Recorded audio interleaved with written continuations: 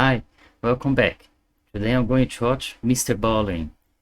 This clip today is Evil Grandpa almost got away with it.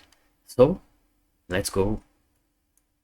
During a snowstorm in 1982, a man on board a commercial plane looked out of his window and saw something very strange at the top of a Colorado mountain. When authorities were alerted and sent to that spot on the mountain, they could not believe what they found there. But before we get into today's stories, if you're a fan of the strange, dark, and mysterious delivered in story format, then you've come to the right place because that's all we do, and we upload once or twice every week. Amazing. So if that's of interest to Anyone you, could please see invite the like button to anything participate in your nice casual from the like window button of a to plane. participate in your very fun, very casual neighborhood squirt gun fight, but then squirt the like but then squirt them with sulfuric acid. But then squirt the like button with sulfuric acid, not water. Also, please subscribe to our channel and turn on all notifications so you don't miss any of our weekly uploads. All right, let's get into today's stories.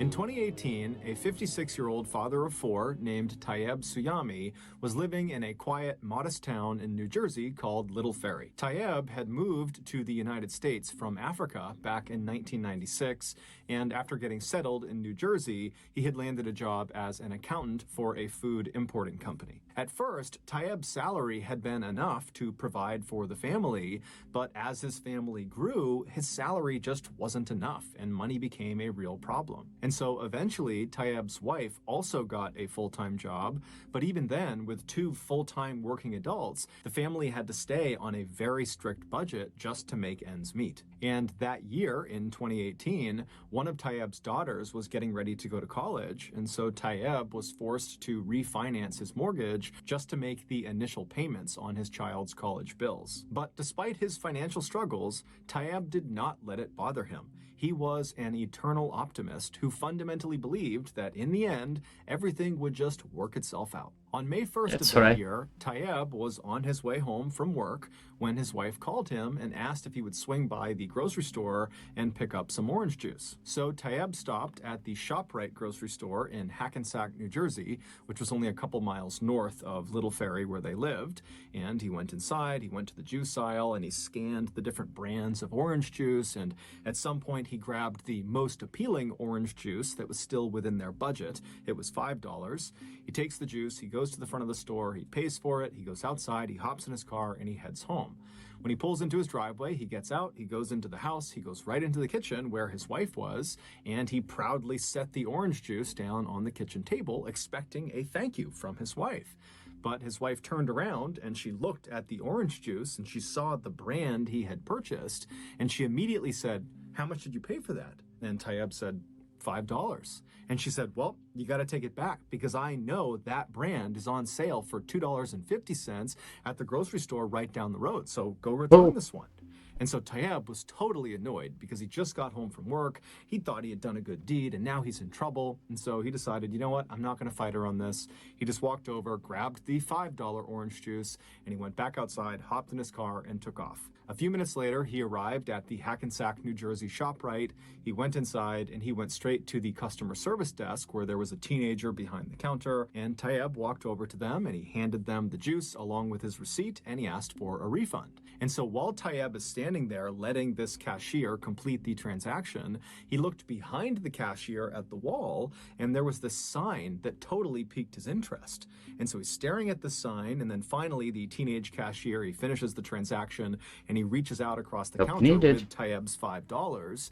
And Tayyeb, he reaches out and he takes the $5, but then he pauses for a second. And he's kind of looking up at the sign and he's thinking about what he should do. And he knows that if he does this, if he does what the sign is telling him to do, he's going to get in trouble with his wife because this is the exact opposite of what he was sent out to do. But Tayyeb just couldn't help it, and he takes the $5 and he proceeds to hand it right back to the cashier, and he tells the cashier what he wants him to do with it. And so a couple minutes later, Tayyeb leaves the ShopRite with no juice, with no $5, but 2 small slips of paper in his back pocket. And so Lottery Tayeb ticket. hops in his car and he drives to the grocery store that's right down the road from their house. He goes inside and he gets the on sale $2.50 bottle of orange juice. And then he goes back into his car, he drives home, he goes in the kitchen and he sets the juice on the counter and tells his wife, yep, I got the right one, $2.50. And he's just hoping the whole time that she has not checked the bank account and has not discovered what he had really been doing while he was out, because he had actually spent more money on the second trip than the first time. But apparently his wife had not checked the account yet, and she just thanked him for being willing to go out and get the better deal. And so Tayeb very happily left the kitchen and he spent the rest of the night watching TV and hanging out with his family.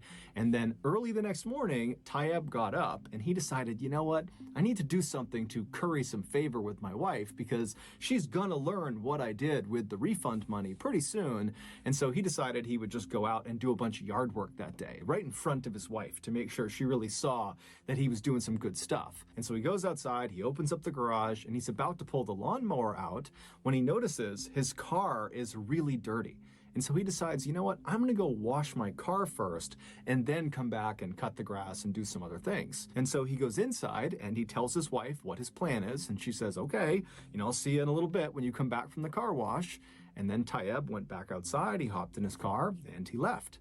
As he was driving to the car wash, he made a pit stop at a small store that was set back off the road. And so he goes inside and he goes right to the back of this little store where there's this strange machine that looks like an ATM, and it has a screen on it with text scrolling across it.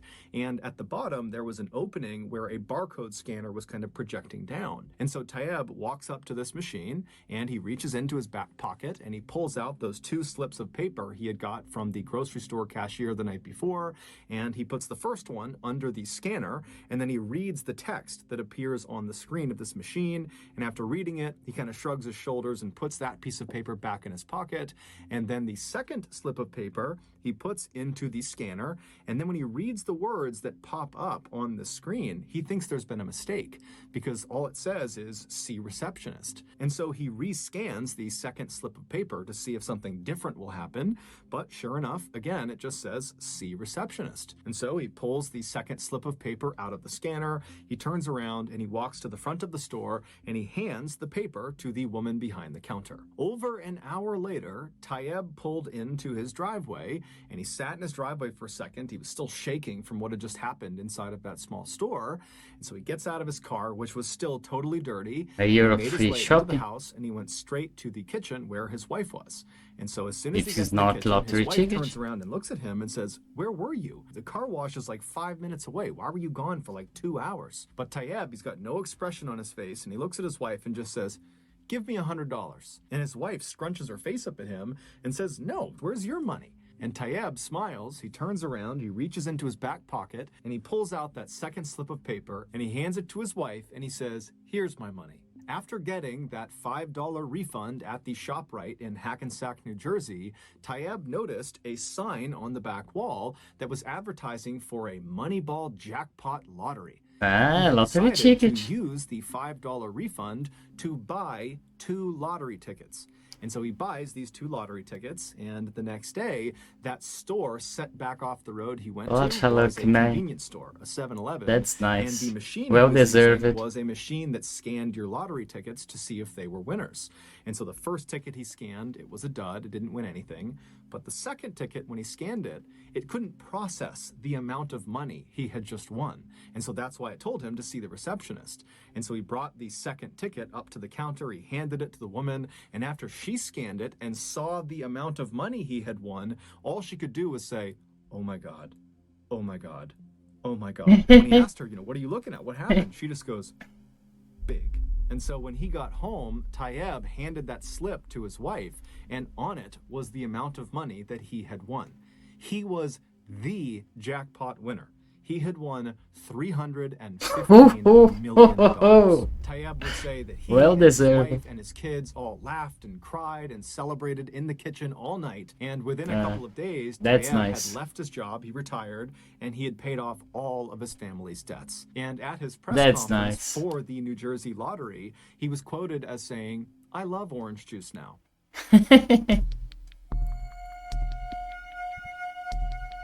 In 2012, someone went on Reddit and asked people to share their personal glitch in the Matrix stories. A glitch in the Matrix story is any story where something totally unusual happens that doesn't have a logical explanation. So these are true stories, or at least purported to be true. They're first-hand accounts, and they're very... Speaking of glitch of Matrix, I love Matrix movies. Did you? Well, let's get back here. By the way, well deserved. Hard work man, he deserved it. Let's go. very popular on Reddit. And so this particular query on Reddit got very popular. It went totally viral. And so there were thousands and thousands of stories commented down below. So lots of people gave their glitch in the Matrix story. Now, the top comments, so the top stories that were given, were really, really interesting. But by far, the best response, the best glitch in the Matrix story, got no attention at all. It was buried at the bottom of 14,000 plus comments. This story, which was written by a person who just went by Sarah X11, should have gone completely viral. It should have been the top comment by far. But for whatever reason, it wasn't. And so now, 10 years later, no one really knows about it. While we don't know for sure if Sarah X11's story is true, as it is just an unverified first-hand account, what we do know is that this was the first story that Sarah X11 had ever posted to Reddit about glitches in the Matrix. The majority of her Reddit activity consisted of liking cute pictures of cats and dogs. So this person, this user, was not on Reddit for clout. Also, when Sarah X11 posted her story in this Reddit thread, there were already thousands and thousands of comments posted. So if they were trying to get recognized through this story, they chose the worst post to do it on. If you want to get recognized in a comment section and be a top comment, typically you have to be one of the very first comments after this thing gets posted. And so she's posting after thousands and thousands of people have done this. So in my mind, it seems like this post by Sarah X11, this story, has got to be true. And even if it isn't true, it's one of the coolest stories I've come across on the internet that is guaranteed to give you goosebumps. Okay, here we go. In 2006, a 20-year-old woman named Sarah started having some very strange dreams about a woman named Aurora. She had a very Got goosebumps striking already, face with sharp just because features of and the long black picture. hair. Now, her dreams varied. Sometimes Sarah was in a crowd of people, or she was at her office, or she was just alone in a room. But in all of her dreams, Aurora would always show up. Either she would interact with Aurora and they would Goosebumps. speak, but Sarah could never remember what they actually spoke about. Or Aurora would just be in the crowd or in the background just watching Sarah. Now, she had these dreams enough that eventually Sarah began to think, I must know someone named Aurora. I must have come across this person, and now they're just kind of manifesting in my brain at night when I'm sleeping. And so she began going through her older posts on social media to look in pictures of her and of her friends to see if there was a woman with striking features and long black hair that was this Aurora person in her dream. But after looking through hundreds and hundreds of pictures, she couldn't find any indication that she had met this person, at least not according to her social media. And so Sarah began just going on Google and typing in Aurora, long black hair, striking features. Has anybody dreamed about this? To see if there were people talking about having this type of dream on the internet. But she had no luck. Eventually, after about 3 or 4 months of having these strange dreams that Aurora was in, Aurora stopped showing up in Sarah's dreams. It was like it suddenly was all over. And so very quickly, Sarah just kind of forgot about it. A few years later, on Halloween night 2009, Sarah and a friend pulled off the highway into a gas station. They had been out with some friends celebrating Halloween, and now they were making their way back home. I got Sarah pulled goosebumps into an again. empty spot right in front of the convenience store, and after they were parked, Sarah and her friend got out. They went inside, they got some snacks and drinks, and then they came back outside and climbed back into Sarah's car. A few moments later, Sarah had turned her car on, she had backed out, and she had driven past all of the gas station station This is the pumps, woman. and she was making her way towards the single-lane strip of road that merged out onto the highway. It was how anybody who got into this gas station got back out onto the highway. And so as she's getting closer to the entrance of this short merge road, her phone suddenly rings. What happens next occurred over a span of just a few seconds. So it might seem like this is over several minutes, but this all happened pretty much simultaneously. So she's pulling up to the entrance of this merge road, her cell phone rings, and because there was no one behind her, it was not a busy night, Sarah decides to just stop her car, put it in park so she can safely take this phone call. And so she stops her car pretty much right in front of the entrance to this merge road, and she picks up her phone, she looks at the number, and she doesn't recognize it, but she picks it up anyways, and she says, "Hello." There was silence on her phone, and as Sarah is saying, "Hello, is anybody there?" another car from the gas station pulls up right behind Sarah's car, and they start honking their horn immediately. They're in a huge rush. And so Sarah, who's totally embarrassed that she's blocking traffic, she hangs up the phone, she puts it down, she puts her car back in drive, and she hits the gas. But this driver behind her is apparently in such a rush, they're so impatient that they actually He got into an swerve around accident. her, driving on the dirt off to the side of the road just to get around her, and then they sped off down the merge road back onto the highway. And literally, seconds later, another car that was already on the highway, a silver Honda Civic, lost control and smashed into this car that had just passed Sarah's car. So there's this huge car accident literally right in front of Sarah and her friend, who have now stopped the car. They're right at the end of the merge road looking at this horrible accident that they narrowly escaped. Sarah put her car back in park, she picked up her phone, and she called the police. When the police showed up a few moments later, they took down Sarah and her friend's version of events, and then a little while later, after the ambulances had left and after the two cars had been pulled off of the highway, one of the police officers pulled Sarah aside and told her that the driver of the Honda Civic and the driver of the car that had swerved around her had both been killed in the accident. Shocked, the only thing Sarah could think to do was to call back that number she didn't recognize that had effectively stopped her from getting onto the highway and maybe even stopped her from being hit by that Honda Civic. And so she wanted to talk to this person and thank them for saving her life. But when she called the number back, the person did not pick up. However, it went to her voicemail, and it said, "Hi, you've reached Aurora. Leave your name and number after the beep."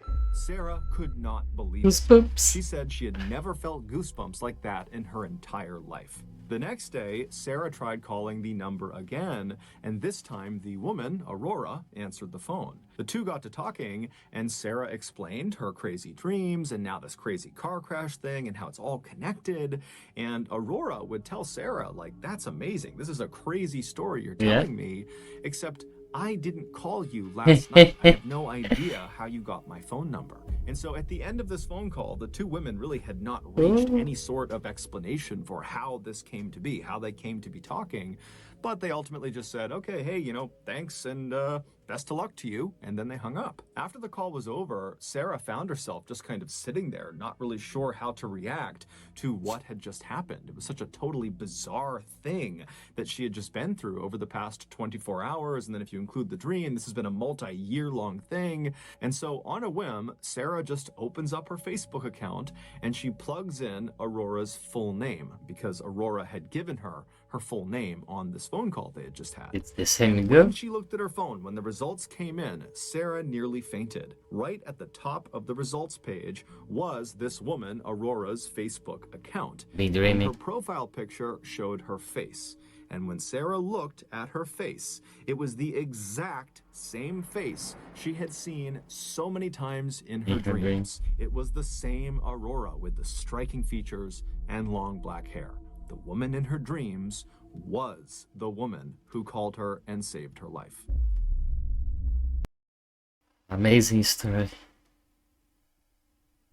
I like those kinds of stories. Let's get back.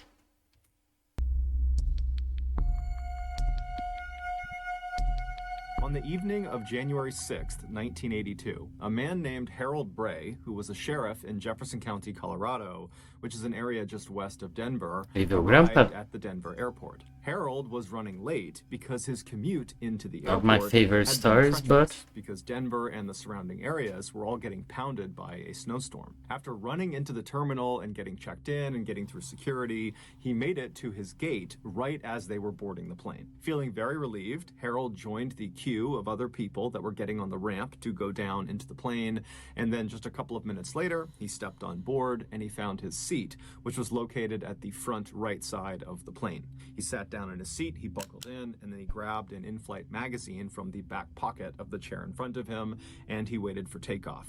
15 minutes later, as the plane was rumbling down the runway at full speed, Harold looked out the window. And so as the plane began to lift off the ground, he watched as the city lights of Denver slowly faded away as they got higher and higher up. But just before their plane entered into the thick cloud that was hovering over that stretch of Colorado, Harold noticed something very odd out of his window. Located just west of Jefferson County, which is where Harold worked, was a 22-mile stretch of road that cut through the Rocky Mountains. It was called the Guanella Pass, and it took motorists up and over this 11,000-foot mountain pass.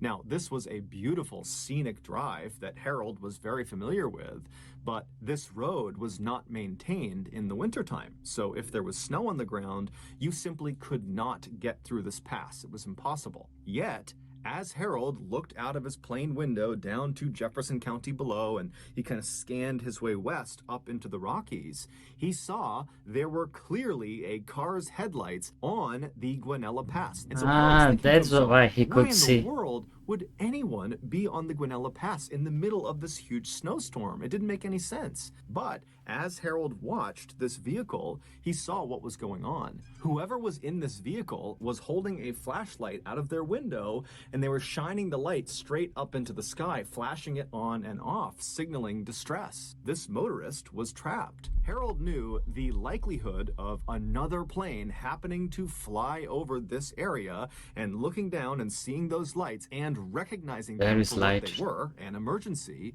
were slim to none. So Harold knew if he didn't act quickly, this motorist was doomed. And so Harold quickly got up from his seat, he climbed over the person next to him, he got into the aisle, and he waved down the attendant, and then after the attendant ran over, Harold explained who he was and why his experience as a sheriff told him that this was an emergency. And so the attendant took him very seriously. They turned around, they went into the cockpit, and they told the pilots, and the pilots used their radios to call down to authorities on the ground. And then just a couple of minutes later, the fire department was dispatched to Guanella Pass. 15 minutes later, the fire chief, a man named Dave Montoya, who was driving in a four-wheel drive SUV, arrived at the start of this 22-mile stretch of mountain pass, and as they're driving through the whipping snow, he sees up ahead the headlights of the stranded vehicle. And so he drives right up alongside this vehicle, which was a small pickup truck that had clearly slid off the road and gotten stuck in a big snowbank. And so Dave, he parks his SUV, he hops out, and he rushes over to the driver's side window of this vehicle. And inside was a terrified-looking 30-year-old man named Alan Phillips, who was a mechanic who lived in the Denver area. Now, at the time, it was the middle of the night. It's negative 22 degrees Fahrenheit outside. The winds are whipping, the snow is coming down, and Alan only had on a light jacket and some jeans and a small blanket wrapped around him. So had Harold not spotted his flashlight SOS signal from the plane, it's almost guaranteed that Alan would have died that night from hypothermia. Yeah. And so when Alan turned and saw Dave standing there, his rescuer, Alan began crying tears of joy and thanking God that he was going to survive. When Dave asked Alan what happened, Alan, who was slightly intoxicated, told Dave that he had gone out drinking at a bar, and then when it was time to come home, he had stupidly decided to drive through the Guanella Pass back to his home, forgetting that this particular stretch of road was not maintained during the winter. When Dave asked Alan how he got this really deep bruise on his cheek, he assumed he got it from crashing off the side of the road, Alan smiled a kind of embarrassed smile and said, "No, actually, after I got stuck, I needed to urinate. And so I got out of the vehicle and I walked a few paces away from my truck and I went to the bathroom. And then when I turned to walk back, the snow was so blinding I couldn't actually see my truck. And I ran to go find it again because I didn't want to be trapped out in the snow. And I ran into the truck face first. And so my cheek hit the door of the truck." And so Dave, he just smiled and said, "Alan, you are one lucky man." Over the next few days, local newspapers in Colorado and some national newspapers ran headlines about the miracle at Guanella Pass. However, as it would turn out, that headline would not age well.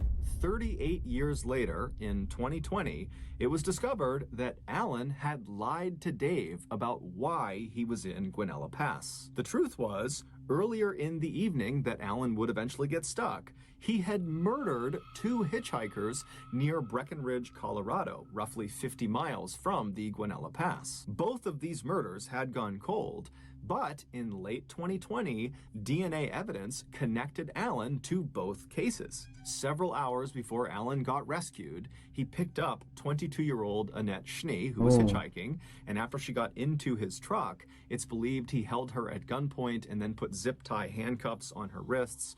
And then we don't really know what happened next, but at some point that night, Annette was taken out of the vehicle and led into the woods, and she was shot in the back, and she was left face down in a stream. A couple of hours after he killed Annette, Alan picked up another hitchhiker, 29-year-old Barbara Oberholzer, and when she got into his truck, it's believed he did the same thing. He held her at gunpoint and put her in zip-tie handcuffs. However, Barbara was able to break out of her restraints. It's believed she struck Alan in the cheek, which is why he got that deep bruise on his cheek, and then she leapt out of his car and started running. But Alan got out, chased her down, and shot her in the chest, killing her, and then he dumped her body off the side of this cliff down into the snowbank below. So the only reason Alan got stuck in Guanella Pass is because he was attempting to flee the area where he committed these murders, and he likely just didn't understand how dangerous this pass was, and so shortly after turning onto it, his truck slid off the road and he got stuck. In February of 2021, Alan, who was 70 years old at the time and still living in the Denver area, was finally arrested for these 2 murders, and he is currently awaiting trial. Assuming he did it, that Alan killed these 2 women, we don't know what his motivations were. It's not clear, he hasn't said, and we also don't know if there are potentially other victims. Possibly. So that's going to do it. If you got something out of today's episode and Well, you haven't done this already, please invite the like button to participate in your very fun, casual neighborhood squirt gun fight, but then squirt the like button with sulfuric acid, not water. Also, please subscribe to our channel and turn on all notifications so you don't miss any of our weekly 1 or 2 video uploads. hi, MrBallen. Well, what do you think of these 3 stories? I just love it. The first 2, sensational. Well, thank you all for watching. I hope you all enjoy. I'll see you next time. Love and peace to us all. Bye bye.